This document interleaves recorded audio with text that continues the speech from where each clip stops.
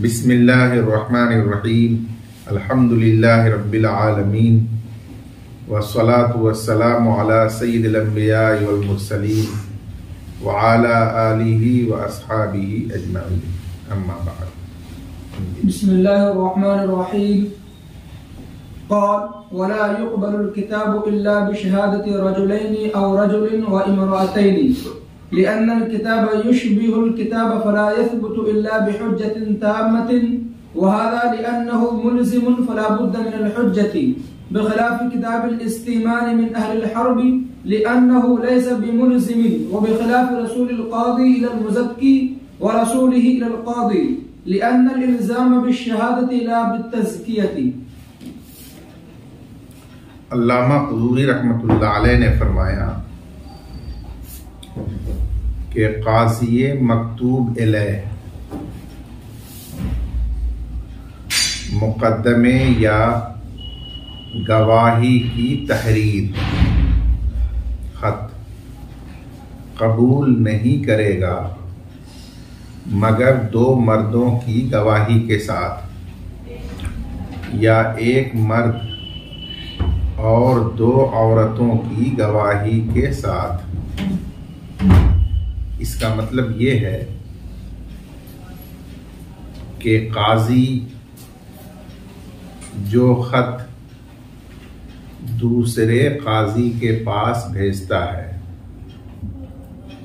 اس کے ساتھ ساتھ گواہوں کو بھی جانا ضروری ہے تاکہ وہ مکتوب علیہ قاضی کے سامنے اس بات کی گواہی دیں کہ یہ فلاں قاضی ہی کا خط ہے اور اس پر جو مہر لگی ہوئی ہے وہ فلاں قاضی ہی کی مہر ہے، تب وہ مکتوب علیہ اس خط کو قبول کرے گا۔ لأن الکتاب یشبہ الکتاب، اس لیے کہ تحریر سے مل جاتی ہے، تو ہو سکتا ہے کہ کوئی جعلی خط تیار کر کے اور کسی قاضی کے نام سے جاری کر دیا ہو۔ فلا یثبت الا بحجۃ تامہ، اس لیے یہ قاضی کاتب ہی کا خط ہے، دوسرے کا نہیں۔ یہ بات ثابت نہیں ہوگی مگر مکمل حجت سے، اور عدالت میں مکمل حجت سے مراد شرعی شہادت ہے، بینہ ہے، وہ ہونا اس کے لیے ضروری ہے۔ وَهَذَا لِأَنَّهُ مُلْزِمٌ، اور یہ حجت کاملہ ہونا اس لیے ضروری ہے کہ یہ خط حکم کو مدعا علیہ پر لازم کرنے والا ہے اور کسی غیر پر الزام کے لیے شرعی شہادت ضروری ہے۔ فلا بد من الحجہ، لہذا ضروری ہے شرعی حجت کا یعنی شہادت کا ہونا، اس کے بغیر حکم کا الزام مدعا علیہ پر ثابت نہیں کیا جا سکتا۔ اس مسئلے میں ایک روایت امام مالک رحمۃ اللہ علیہ سے اور ایک روایت امام ابو یوسف رحمۃ اللہ علیہ سے یہ نقل کی گئی کہ قاضی کا خط کوئی بھی فرد مکتوب علیہ قاضی کو پہنچا دے تو مکتوب علیہ قاضی کے لیے اس خط کو قبول کر لینا جائز ہے، بشرطے کہ اس کو اطمینان حاصل ہو کہ یہ قاضی کا ہی خط ہے اور اسی کی مہر ہے۔ تو باوثوق اور قابل اعتماد طریقے سے جب خط مکتوب علیہ کو پہنچ جائے تو خواہ وہ بلا شرعی شہادت کے ہو، پھر بھی جائز ہے مکتوب علیہ کے لیے اس کو قبول کر لینا۔ اور اس کی دلیل میں قیاس پیش کیا۔ قیاس کا حاصل یہ ہے کہ اگر دارالحرب کا بادشاہ امان طلب کرنے کے لیے خط بھیجے دارالاسلام کے بادشاہ کے پاس، یعنی امیر المومنین کے پاس، اور وہ خط لے کر کے کوئی بھی ایلچی اور قاصد پہنچے، تو امیر المومنین کے لیے اس خط کو قبول کر لینا جائز ہے۔ اسی طرح سے گواہوں کی تعدیل اور توثیق کے لیے قاضی اپنا کوئی قاصد بھیجے تعدیل و توثیق کرنے والے مزکی کے پاس، جیسے محلے کا امام، یہ محلے کے گواہوں کی توثیق اور تعدیل کرنے پر مامور ہے، تو اس کو مزکی کہا جائے گا۔ قاضی صاحب نے اپنے قاصد کو مزکی کے پاس بھیجا تاکہ ان سے گواہوں کی تعدیل و توثیق لے کر قاضی کے پاس پہنچائے۔ تو جب یہ قاصد مزکی کے پاس جائے گا اور کہے گا کہ مجھے قاضی نے گواہوں کی توثیق و تعدیل کے لیے بھیجا ہے آپ کے پاس، تو اس کے قول پر اعتبار کرنا اور اس قاصد کو قبول کر لینا کہ یہ قاضی کا بھیجا ہوا آدمی ہے، یہ جائز ہے مزکی کے لیے۔ اسی طرح مزکی جب اپنی تعدیل و توثیق کے ساتھ کسی کو روانہ کرے، قاصد بنا کر قاضی کے پاس بھیجے، تو قاضی کے لیے جائز ہے اس کو قبول کر لینا، حالانکہ یہاں پر اس کے لیے کوئی شرعی شہادت کی شرط نہیں۔ تو اسی طریقے سے اگر ایک قاضی اپنے فیصلے کا خط یا گواہی کا خط لکھ کر کے دوسرے قاضی کو بھیج دے کسی قاصد کے ذریعے، کسی آدمی کے ذریعے، تو مکتوب علیہ کے لیے اس کو قبول کر لینا جائز ہوگا۔ یہ قیاس دلیل ہے اس روایت کی جو امام مالک رحمۃ اللہ علیہ اور امام ابو یوسف رحمۃ اللہ علیہ سے منقول ہے۔ ہمارے مصنف رحمۃ اللہ علیہ نے اسی کا جواب دیا ہے، بخلاف کتاب الاستیمانی من اہل الحرب، برخلاف امان طلبی کے خط کے جو دارالحرب سے آیا ہو، دارالاسلام کے بادشاہ کے پاس، وہ بلا شہادت بھی قبول کیا جائے گا، لأنہ لیس بملزم، اس لیے کہ یہ خط امیر المومنین پر کسی بات کو لازم کرنے والا نہیں ہے، امیر المومنین کی مرضی اور اختیار میں ہے کہ وہ چاہے تو امان دیں یا چاہے تو منع کر دیں کہ امان نہیں دیا جائے گا۔ وبخلاف رسول القاضی الی المزکی ورسولہ الی القاضی، اور برخلاف قاضی کے بھیجے ہوئے قاصد کے مزکی کے پاس، یعنی گواہوں کی توثیق و تعدیل کرنے والے شخص کے پاس، اور خود مزکی کے بھیجے ہوئے قاصد کے برخلاف قاضی کے پاس، ان دونوں صورتوں میں بھی بلا شہادت قاصد کے بیان کو قبول کر لیا جاتا ہے، یا قاصد جو بھی تحریر لے کر آیا، خط لے کر آیا، اس کو قبول کر لیا جاتا ہے۔ لأن الالزام بالشہادہ لا بالتزکیہ، اس لیے کہ حکم کا الزام مدعا علیہ پر شہادت سے ہوگا، جو گواہوں نے گواہی دی ہے اس سے، لا بالتزکیہ، مزکی کے تزکیہ سے نہیں ہوگا، اس لیے یہاں بھی یہ تزکیہ ملزم نہیں ہے، اور جب ملزم نہیں ہے تو لہذا اس میں شہادت کی شرط نہیں ہوتی ہے۔ یہ فرق کے ذریعے صاحب ہدایہ نے جمہور فقہاء کی طرف سے جواب دیا۔ جی قال ويجب أن يقرأ الكتاب عليهم ليعرفوا ما فيه أو يعلمهم به لأنه لا شهادة بدون العلم۔ بس قاضی کاتب جب خط بھیجنے کے لیے تیار کر لے تو اس پر واجب ہے کہ وہ خط لے جانے والے گواہوں کو یا ساتھ جانے والے گواہوں کو پڑھ کر سنا دے، اور اگر پڑھ کے نہیں سنایا تو کم از کم اس کے مضمون کو زبانی انہیں بتا دے، تاکہ اس خط پر ان کا گواہی دینا صحیح ہو، کیونکہ بغیر علم کے گواہی دینا سخت گناہ ہے، جھوٹی گواہی ہے، اس لیے انہیں خط کے مضمون کا علم حاصل ہونا ضروری ہے، اور واجب ہے کہ قاضی کاتب ان گواہوں کے سامنے خط کو پڑھے، یعنی خط پڑھ کے انہیں سنا دے، تاکہ وہ اس کے مضمون کو جان لے جو اس میں لکھا ہوا ہے، یا انہیں اس کی اطلاع دے دے، بتا دے، اس لیے کہ بغیر علم کے شہادت اور گواہی نہیں ہوتی۔ جی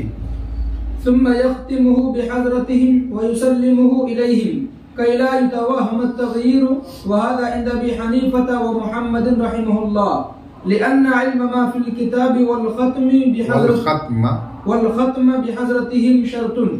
وكذا حفظ ما في الكتاب عندهما۔ بس پھر قاضی کاتب اس خط پر مہر لگائے اپنی، یعنی مہر لگا کر اسے سیل بند کر دے، بحضرتہم گواہوں کی موجودگی میں ان کے سامنے، وَيُسَلِّمُهُ إِلَيْهِمْ اور وہ خط انہیں سپرد کر دے، حوالے کر دے، كَيْ لَا يُتَوَهَّمَ التَّغْيِيرُ تاکہ تبدیلی کا وہم نہ کیا جائے، یعنی ان کے سامنے مہر لگا کر سیل کر کے انہیں اس لیے حوالے کرے تاکہ گواہ یہ گمان نہ کریں کہ ہمارے جانے کے بعد اس میں کچھ تبدیلی کر دی گئی ہوگی، اس لیے یہ ساری کارروائی گواہوں کے سامنے کرے، اور یہ حضرات طرفین کے نزدیک ہے، اس لیے کہ خط کے مضمون کا علم ہونا گواہوں کو، اور گواہوں کی موجودگی میں خط پر مہر لگانا، اور اسی طرح خط کے مضمون کو یاد اور محفوظ رکھنا، یہ تینوں باتیں شرط ہیں عندہما طرفین کے نزدیک، تب جا کے وہ خط مکتوب علیہ کے نزدیک قابل قبول ہوگا۔ وَلِهَذَا يَدْفَعُ إِلَيْهِمْ كِتَابًا آخَرَ غَيْرَ مَخْتُومٍ لِيَكُونَ مَعَهُمْ مُعَاوَنَةٌ عَلَى حِفْظِهِ، اور اسی لیے کہ طرفین کے نزدیک خط کے مضمون کو یاد رکھنا اور محفوظ رکھنا بھی ضروری ہے، کیونکہ گواہی اسی بات کی دی جائے گی جو محفوظ اور یاد ہو، اسی لیے قاضی کاتب ان گواہوں کو ایک دوسرا خط بھی دے گا، نقل، غیر مختومین، جس کے اوپر مہر لگی ہوئی نہیں ہوگی، کھلا خط دے گا ان کو پڑھنے کے لیے، تاکہ یہ کھلا خط ان کے ساتھ معاونت ہو ان کے یاد رکھنے پر، کہ اسے وہ پڑھتے رہیں، اپنے مطالعے میں رکھیں، خاص طور پر گواہی دینے سے پہلے اس کو پڑھ کے تازہ کر لیں تاکہ وہ گواہی اس کی دے سکیں، کیونکہ اگر ایک بات میں بھی فرق ہو گیا خط کے اور ان کے گواہی میں تو پھر قاضی مکتوب علیہ اس خط کو قبول نہیں کرے گا، مسترد کر دے گا، تو اس لیے ضروری ہے کہ ان کے پاس ایک کھلا خط بھی نقل ہونا چاہیے تاکہ اس کے ذریعے وہ محفوظ رکھ سکیں۔ وقال ابو یوسف آخراً، اور امام ابو یوسف رحمۃ اللہ علیہ نے بعد میں فرمایا، یعنی ان کا قول اول بھی وہی تھا جو طرفین کا ہے، لیکن بعد میں جب یہ منصب قضا پر فائز ہوئے اور مشاہدہ کیا منصب قضا کے بہت سارے معاملات کا، تو ان کی رائے بدل گئی۔ بعد میں انہوں نے فرمایا شیء من ذالک لیس بشرط، اس میں سے کچھ بھی شرط نہیں، یعنی نہ تو یہ شرط ہے کہ انہیں پورا خط پڑھ کے سنائیں یا اس کے مضمون کی اطلاع دیں، اور نہ یہ شرط ہے کہ اس پر مہر لگائے ان کے سامنے، اور نہ ہی یہ شرط ہے کہ گواہ اس پورے مضمون کو محفوظ اور یاد رکھیں، کچھ بھی یہ شرط نہیں ہے۔ شرط اگر ہے تو صرف اتنا کہ ان گواہوں کو یہ معلوم ہو کہ یہ قاضی کاتب ہی کا لکھوایا ہوا خط ہے، اور یہ جو مہر اس پر لگی ہے وہ قاضی صاحب کی اوریجنل مہر ہے۔ یہ مہر اور تحریر کے متعلق اطمینان ہو، علم ہو، بس اتنا کافی ہے۔ اس میں کیا لکھا ہے، ان کے سامنے مہر لگی ہوئی ہے یا غائبانے میں لگا دی گئی ہے،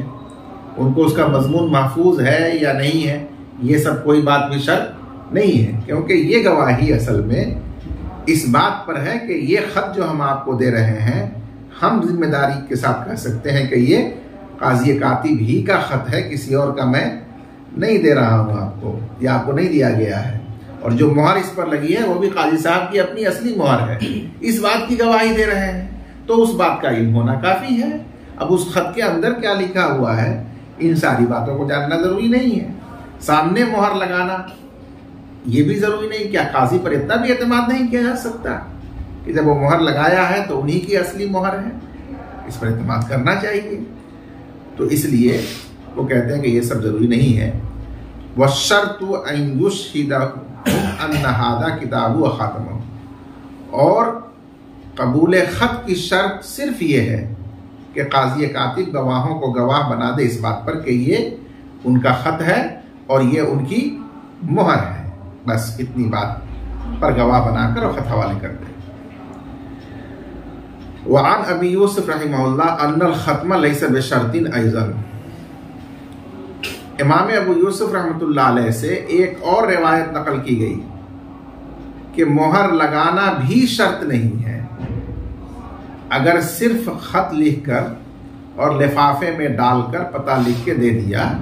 اور کہہ دیا کہ یہ ہمارا خط ہے، فلاں قاضی صاحب کو پہنچا دیجئے، تو اتنا کافی ہے، اس پر اس کا مہر لگا ہوا ہو، یہ بھی شرط نہیں ہے۔ فَسَّحَلَ فِي ذَلِكَ لَمَّا ابْتُلِيَ بِالْقَضَاءِ، پس امام ابو یوسف رحمۃ اللہ علیہ نے قاضی کے خط کے ارسال کے معاملے میں، کتاب القاضی للقاضی کے معاملے میں سہولت اختیار فرمائی، تسہیل فرمائی، جب وہ منصب قضا میں مبتلا کیے گئے، یعنی جب انہیں منصب قضا سونپا گیا۔ وَلَيْسَ الْخَبَرُ كَالْمُعَايَنَةِ، اور خبر مشاہدے کے مانند نہیں ہے۔ اس جملے کا مطلب کیا ہے کہ جن حضرات نے بھی شرائط پر خبر یعنی گفتگو کی اور انہوں نے کوشش کی کہ کوئی اس میں گڑبڑی نہ ہو، وہ محض ایک خبر ہے، اور حضرت امام ابو یوسف رحمۃ اللہ علیہ نے منصب قضا کی ذمہ داری سنبھالنے کے بعد ان تمام باتوں کا تجربہ اور مشاہدہ خود سے کیا، اور تجربہ اور مشاہدہ یہ خبر کی طرح نہیں بلکہ اس سے فائق ہے، اعلیٰ ہے، اس لیے صاحب ہدایہ نے یہ کہہ کر کے امام یوسف کے قول کی ترجیح بیان فرمائی۔ امام یوسف کا جو قول ہے، جو روایت ہے، وہ راجح ہے۔ دوسرے حضرات فقہا کا بھی یہی مسلک ہے جمہور کا کہ اس طرح کی کوئی بات بھی اس میں شرط نہیں ہے۔ اصل بات یہ ہے کہ مکتوب علیہ کو مکمل اطمینان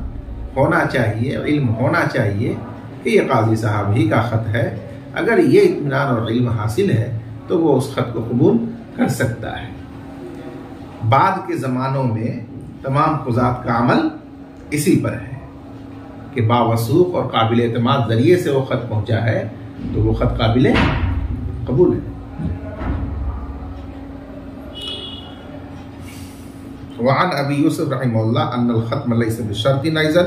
فسهل في ذلك لما ابتلي بالقضاء وليس الخبر كالمعاینہ، یہ ترجیح ہے صاحب ہدایہ کی طرف سے امام یوسف کے قول کی۔ واختار شمس الائمہ السرخسی قول ابی یوسف، اور شمس الائمہ سرخسی رحمۃ اللہ علیہ نے جو ایک ممتاز فقیہ ہے حنفی، انہوں نے تیسیراً امام ابو یوسف رحمۃ اللہ علیہ کے قول کو اختیار فرمایا ہے۔ جی قال فإذا وصل إلى القاضي لم يقبله إلا بحضرة الخصم لأنه بمنزلة أداء الشهادة فلا بد من حضوره، بخلاف سماع القاضي الكاتب لأنه للنقل لا للحكم. علامہ قدوری نے فرمایا کہ پس جب یہ خط قاضی مکتوب الیہ کو پہنچے، گواہان اس خط کو لے جا کر قاضی مکتوب الیہ کو پہنچائیں، لم یقبلہ الا بحضرت الخصم، تو وہ اس خط کو قبول نہ کرے یعنی ریسیو نہ کرے مگر فریق مدعا علیہ کی موجودگی میں.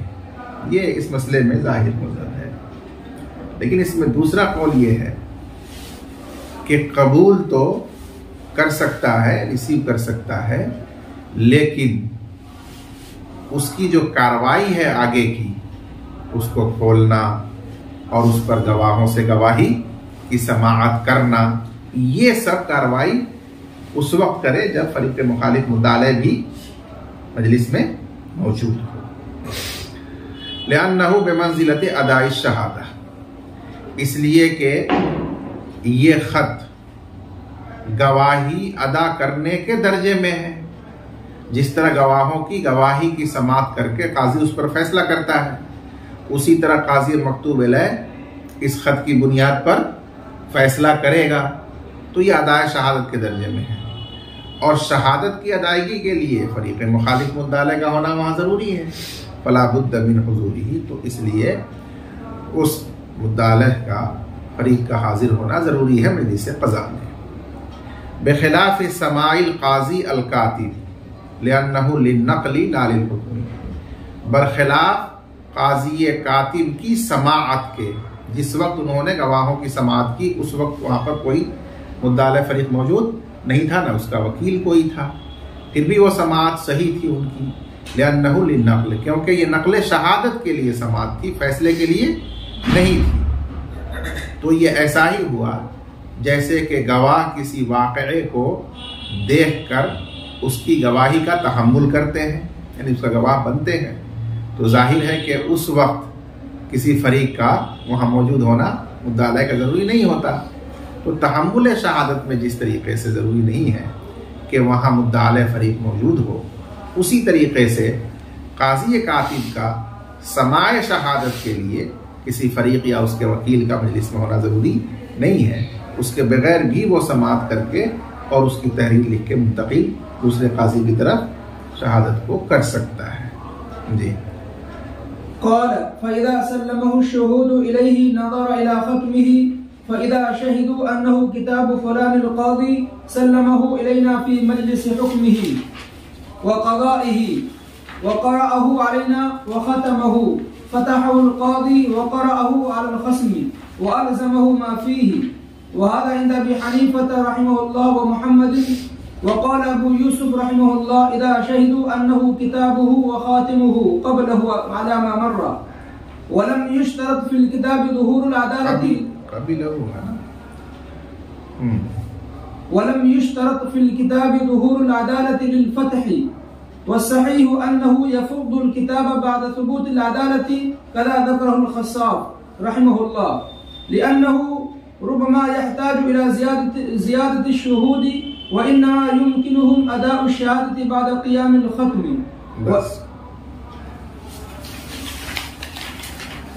علامہ قدوری رحمۃ اللہ علیہ نے فرمایا، پس جب وہ خط گواہ قاضی مکتوب الیہ کو سپرد کر دیں، حوالے کر دیں اس مجلس میں جس میں فریق مدعا علیہ بھی حاضر ہے، تو یہ قاضی مکتوب الیہ اس خط کو لے کر سب سے پہلے اس کی مہر کو دیکھیں غور سے کہ مہر سلامت ہے یا اس کے ساتھ چھیڑ چھاڑ ہوئی ہے. نظر الی ختمہ، تو وہ اس کی مہر کو دیکھیں. جب مہر صحیح سلامت ہو تو پھر آگے گواہوں سے گواہی دینے کی طلب کریں کہ آپ لوگ اس خط کے بارے میں اپنی شہادت پیش کیجئے. وہ گواہی دیں گے کہ یہ فلاں قاضی کاتب کا خط ہے انہوں نے مجلس قضا میں، عدالت میں ہمارے سامنے اس کو پڑھ کے سنایا اور مہر لگائی، اور یہ دونوں کام کر کے انہوں نے یہ ہمارے حوالے کیا کہ پوری گواہی دیں گے۔ فَإِذَا شَهِدُوا، پس جب وہ گواہ گواہی دیں کہ یہ خط فلاں قاضی کا خط ہے جس کو انہوں نے ہمارے حوالے کیا اپنی مجلس قضا میں، عدالت میں، وَقَرَأَهُ عَلَيْنَا، اور اسے ہمیں پڑھ کر سنایا، وَخَتَمَهُ، اور ہمارے سامنے اس پر مہر اپنی لگائی۔ ان باتوں کی جب گواہی دے دیں تو اب فَتَحَهُ القاضی، قاضی اس خط کو کھولے، وَقَرَأَهُ عَلَى الْخَصْمِ، اور فریق مدعا علیہ کو پڑھ کر وہ سنا دے، وَأَلْزَمَهُ مَا فِيهِ، اور اس پر لازم کر دے وہ حکم جو اس میں موجود ہے۔ اگر وہ حکم قاضی سابق کے فیصلے کی شکل میں موجود ہے تب تو وہ لازم و نافذ کر دے، اور اگر وہ فیصلہ اور حکم نہیں ہے، صرف نقل شہادت ہے، تو اس کے مطابق حکم اور فیصلہ کر کے اور اس کو پھر وہ لازم و نافذ کر دے۔ وَهَذَا عِنْدَ أَبِي حنیفہ محمد، اور یہ شہادت کی کیفیت، طریقہ طرفین کے نزدیک ہے۔ اور امام ابو یوسف رحمۃ اللہ علیہ نے فرمایا کہ جب یہ گواہ گواہی دے دیں کہ یہ خط فلاں قاضی کا خط ہے اور اس پر لگی ہوئی مہر انہی کی مہر ہے، تو قبیلہ ہو، تو قاضی مکتوب علیہ اس کو قبول کر لے، کیونکہ ان کے یہاں بقیہ چیزیں شرط نہیں ہیں، تو لہٰذا گواہ گواہی کے وقت بھی بقیہ بیان ذکر نہیں کریں گے۔ جس بات پر بنیادی طور پر گواہ بنایا گیا وہ بات کہہ دیں گے کہ ہم گواہی دیتے ہیں کہ یہ فلاں صاحب کا خط ہے اور اس پر جو مہر لگی ہوئی ہے انہی کی مہر ہے، اس میں کوئی چھیڑ چھاڑ نہیں ہوئی ہے، تو اتنا کافی ہے۔ علامہ مرہ، جیسا کہ ابتداء فصل میں گزر چکا۔ وَلَمْ يُشْتَرَطْ فِي الْكِتَابِ ظُهُورُ الْعَدَالَةِ لِلْفَتْحِ، کتاب سے مراد مختصر القدوری۔ مختصر القدوری میں علامہ قدوری نے، جیسا کہ ابھی آپ نے پڑھا، صرف اتنا کہا ہے کہ جب وہ گواہی دیں تو قاضی اس کو کھولے۔ یہ نہیں کہا ہے کہ جب گواہ گواہی دیں اور ان کا عادل ہونا ظاہر ہو قاضی پر تب خط کو کھولے، یعنی اس خط کھولنے سے پہلے گواہوں کی عدالت کا علم ہونا، اس کا ظاہر ہونا کوئی ضروری نہیں ہے۔ گواہی مل جانے کے بعد قاضی خط کھول سکتا ہے، یہ علامہ قدوری کی عبارت کا ظاہر مطلب ہے۔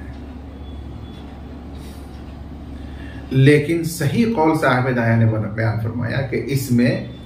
گواہوں کی عدالت کی تحقیق ضروری ہے۔ پس قاضی مکتوب علیہ پر جب ان گواہوں کا عادل ہونا قرائن سے ظاہر ہو جائے یا تزکیہ اور تحقیق سے وہ پتہ چل جائے،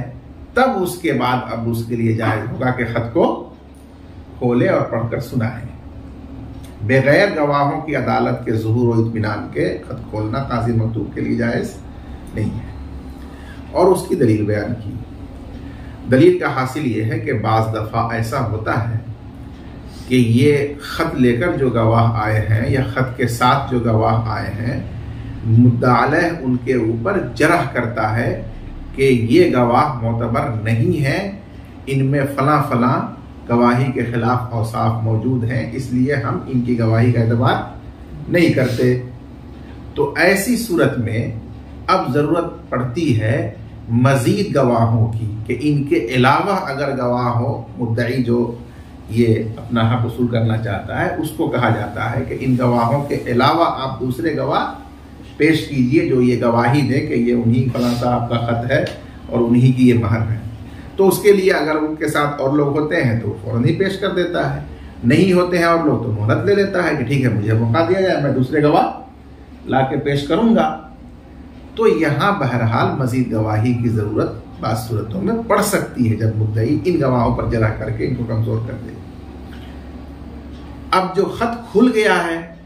تو ظاہر ہے کہ جب خط کھل گیا ہے تو اس پر گواہی معتبر ہی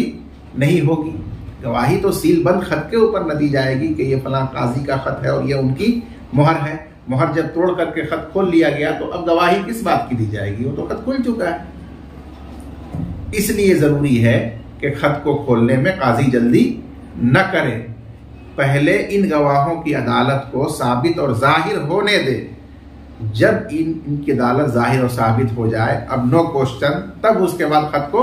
کھولا جائے. اگر مدعی کو اس پر کچھ سوال ہے یا اس کو جرح ہے تو وہ کرے، قاضی آرڈر کر دے گا دوسرے گواہ لائے جائیں، خط کو صحیح رکھ دے گا. تو اس مصلحت کے لیے عدالت ظاہر ہونے سے پہلے نہ کھولا جائے. ہاں عدالت ظاہر اور مسلم ہو گئی تو اب کھولنے میں کوئی حرج نہیں ہے، تو کوئی جرح نہیں ہے، نو کوشچن، تو کھولا جائے، کھول کر کے جو اس میں حکم ہے وہ پڑھ کے لازم کر دیا.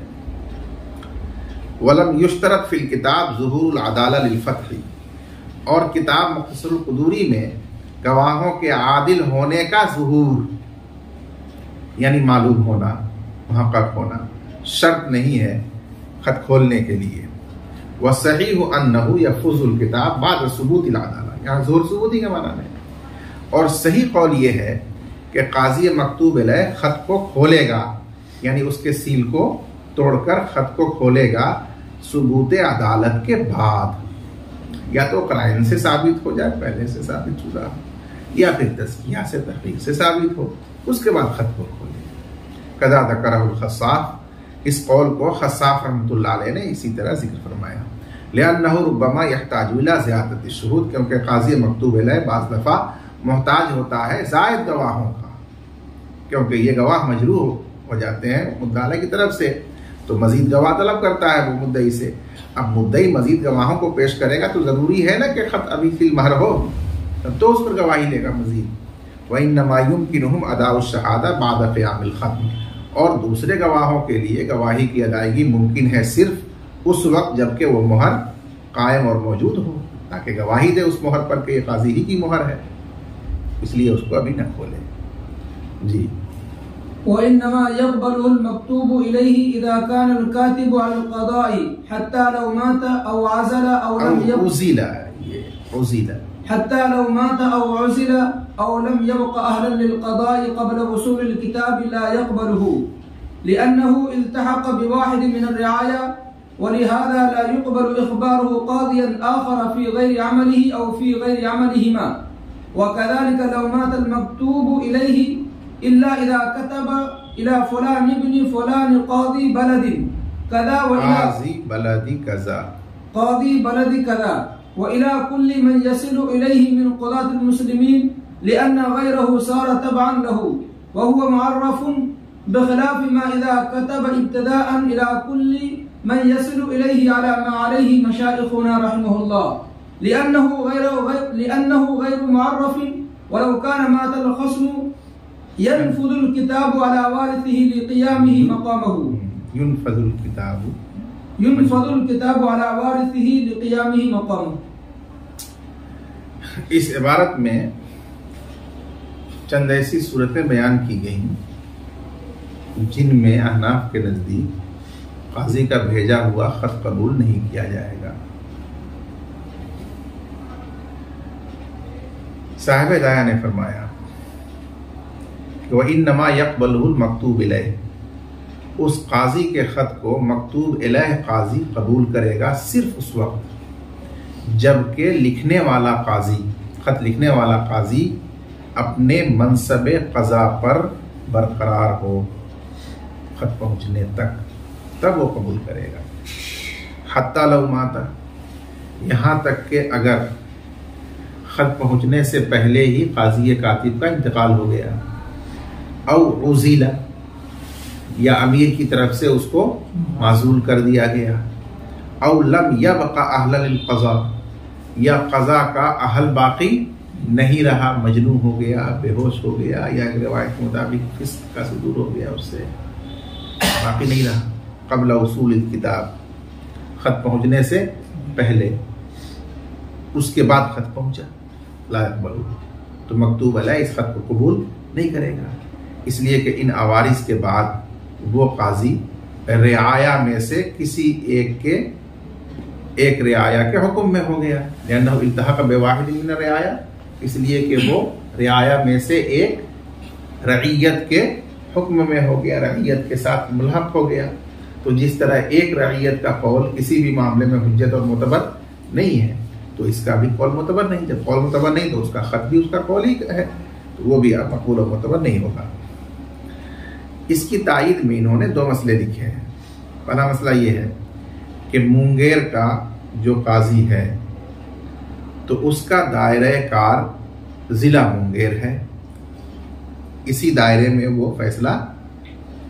نافذ کر سکتا ہے، اس کو ولایت کسی کی ہے. وہ ضلع بیگو سرائے میں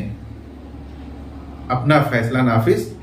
نہیں کر سکتا. ضلع بیگو سرائے کا قاضی دوسرا ہے، الگ ہے. اب اتفاق سے یہ مونگیر کا قاضی کسی کام سے بیگو سرائے گیا اور وہاں بیگو سرائے کے قاضی سے ملاقات ہو گئی. تو بیگو سرائے کے قاضی کو بتایا کہ آپ کے شہر یا آپ کے شہر کے فلاں گاؤں کا فلاں ابن فلاں پورا تعارف کرا کے اس کے اوپر میرے مونگیر کے ایک صاحب کا اتنا 1000 روپیہ واجب الادا ہے، یہ اس کو بتایا. تو کیا اس خبر اور قول کی بنیاد پر اس بیگو سرائے کے قاضی کے لیے یہ جائز ہو جائے گا کہ وہ 1000 اس مدعا علیہ پر واجب کر کے اور مدعی کو دینے کا حکم کرے؟ تو فقہا فرماتے ہیں کہ بالکل نہیں، اس لیے کہ اپنے دائرے سے باہر ہو جانے کے بعد تو وہ پبلک ہے، لہذا تنہا اس کے قول کا کوئی اعتبار نہیں کیا جا سکے گا. اسی طرح سے دوسرا مسئلہ پیش کیا کہ مونگیر اور بیگو سرائے ان دونوں ضلعوں کے قاضی صاحب پٹنہ ساتھ گئے. اب پٹنہ جو گئے تو یہ پٹنہ نہ ان کا دائرہ کار ہے نہ ان کا دائرہ کار ہے، اپنے دائرہ کار سے باہر دونوں کسی تیسرے مقام پر ہیں اور وہاں ان کے درمیان بات چیت ہو رہی ہے. تو دونوں یا دونوں میں سے کوئی ایک خبر دے رہا ہے کہ آپ کے یہاں فلاں ابن فلاں ہے، اس پر فلاں ابن فلاں کا اتنا روپیہ واجب الادا ہے، وہ آپ حکم کر دیجئے کہ وہ ادا کر دے. تو کیا اس خبر اور قول کی بنیاد پر جائز ہوگا کہ اپنے یہاں آ کر کے اس کا حکم کر دیں؟ نہیں، اس لیے کہ یہ خبر واحد ہے. اپنے دائرہ عمل سے نکل جانے کے بعد واحد من الرعایا، ایک عام رعیت ہے وہ قاضی، اس لیے اس کی خبر یا اس کا بیان کوئی حجت اور شہادت کا درجہ نہیں رکھتا، اس پر فیصلہ اور حکم نہیں کیا جا سکتا ہے. تو اسی طریقے سے ان صورتوں میں بھی جب وہ معزول ہو گیا یا انتقال ہو گیا یا غیر اہل ہو گیا تو عام آدمی ہو گیا. اب ظاہر ہے کہ اس کا قول یا خط کوئی معتبر نہیں ہے کہ اس کو قبول کر کے اس حکم کو نافذ کیا جائے. ولہذا لا يقبل اخبارہ قاضیا آخر فی غیر عملی، اور اسی وجہ سے اس قاضی کا بیان، اخبار مطلب بیان، اسی وجہ سے اس کا بیان قبول نہیں کیا جاتا ہے جو اس نے دوسرے قاضی کو سنایا ہو، فی غیر عملی، اپنے دائرہ عمل کے علاوہ جگہ میں، دائرہ کار سے باہر، او فی غیر عملی ما، یا دونوں کے دائرہ کار کے علاوہ میں کسی تیسری جگہ سنایا ہو، بتایا ہو، تو اس کو قابل قبول نہیں، یعنی اس کی بنیاد پر حکم کرنا صحیح نہیں ہوتا. وَكَذَلِكَ لَوْ مَاتَ الْمَكْتُوبُ إِلَيْهِ، جس طرح کاتب مر جائے قاضی تو وہ خط بیکار، اسی طرح جس مکتوب الیہ کے نام وہ خط لکھا گیا تھا، مثلا قاضی بیگوسرائے کے نام لکھا گیا تھا، فلاں ابن فلاں قاضی بیگوسرائے، اور اس مکتوب علیہ کا انتقال ہو گیا خط پہنچنے سے پہلے، دوسرا نیا قاضی آیا ہے، تو کیا دوسرے نئے قاضی کے لیے وہ خط قبول کر لینا درست ہوگا؟ تو احناف فرماتے ہیں کہ درست نہیں ہوگا، اس لیے کہ جو سابق بیگوسرائے کا قاضی ہے اس کے علم اور دیانت و امانت پر کاتب کو اطمینان ہے، اس بنیاد پر اس کو لکھا ہے. اب یہ جو نیا قاضی آیا ہے اس کے بارے میں لکھنے والے قاضی کو کچھ پتہ نہیں ہے کہ کیا معاملہ ہے، کیسے فیصلے کرتے ہیں، کیا ان کے ضابطہ ہے، کیا طریقہ کار ہے، تو اس لیے ان کے لیے وہ خط نہیں ہے، تو ان کے لیے وہ قبول کرنا اور اس کو نافذ کرنا بھی صحیح نہیں ہوگا. وَكَذَلِكَ لَوْ مَاتَ الْمَكْتُوبُ إِلَيْهِ، اور اسی طرح خط قبول نہیں کیا جائے گا اگر قاضی مکتوب الیہ کا انتقال ہو جائے تو آنے والا نیا قاضی اس کو قبول نہیں کرے گا. البتہ ایک صورت اس سے مستثنا ہے، وہ صورت یہ ہے کہ اگر قاضی منگیر نے خط لکھا ہے قاضی بیگوسرائے فلاں ابن فلاں کے نام، اور اس کے بعد اس نے بڑھایا ہے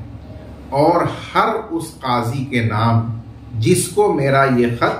پہنچ جائے مسلمانوں کے قاضیوں میں سے، یہ اضافہ ہے اس میں۔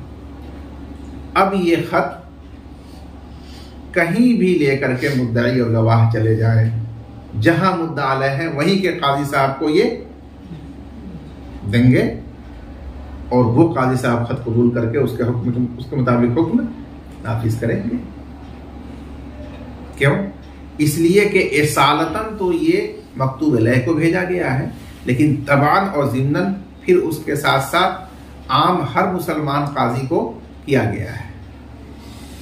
اور آپ جانتے ہیں کہ من اس میں موصول اپنے صلہ سے مل کر کے وہ معین اور معروف ہو جاتا ہے، تو وہ جو شرط تھی کہ مکتوب علیہ بھی معلوم اور معین ہو، وہ معلوم اور معین ہونے کی شرط بھی موجود ہے، اس لیے اس کو قبول کیا جائے گا۔ لیکن اگر ابتداءً ہی لکھا ہو عام صیغے کے ساتھ کہ یہ میرا خط ہے، ہر اس قاضی کے نام جو بھی قاضی ہو کسی جگہ مسلمانوں کا، تو اب یہاں یہ مجہول ہے، مکتوب علیہ سرے سے مجہول ہے، اس لیے یہ خط قبول نہیں کیا جائے گا، یہ غیر معتبر ہوگا۔ تو اصالتاً اور ضمناً کا یہ فرق ملحوظ رکھنا ضروری ہے کہ اصالتاً ہی اگر مکتوب علیہ مجہول ہے مکمل، تب تو وہ خط بیکار ہے۔ آج کل جو لوگ کھلا ہوا خط اخباروں میں لکھتے ہیں، سوشل میڈیا پر لکھتے ہیں، یہ صحیح نہیں ہے، اس سے افساد ہوتا ہے،